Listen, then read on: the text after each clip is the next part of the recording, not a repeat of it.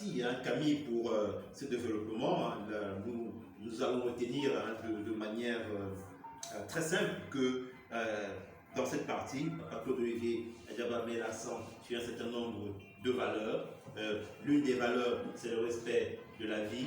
Il met également un accent sur l'usage de la raison et bien évidemment, il nous invite à nous éloigner des contre-valeurs. Nous avons évoqué la méchanceté. Donc voilà, merci Camille pour ce développement. Alors, je suis avec toi, Serge Thierry Atangana, et je voudrais parler de la troisième partie, l'homme dans son milieu de vie.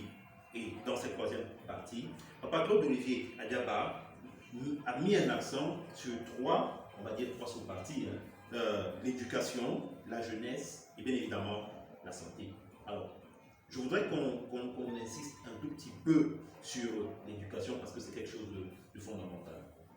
D'ailleurs, c'est un aspect sur lequel tu te penches véritablement, l'éducation. Qu'est-ce que tu peux nous en dire? Je rappelle à nos amis internautes que cette partie est développée dans ce document à la page 261. Serge. Merci Léo pour cette question très pertinente que tu me poses. Effectivement, nous l'avons dit et nous ne cesserons de le dire, Papa Claude Olivier Adjaba est un observateur. Il constate les problèmes auxquels la société fait face.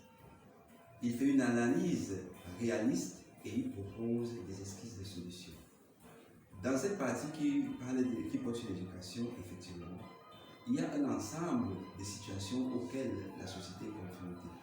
Nous avons le phénomène des enfants de la rue, Oui. qui pose d'énormes soucis dans notre société.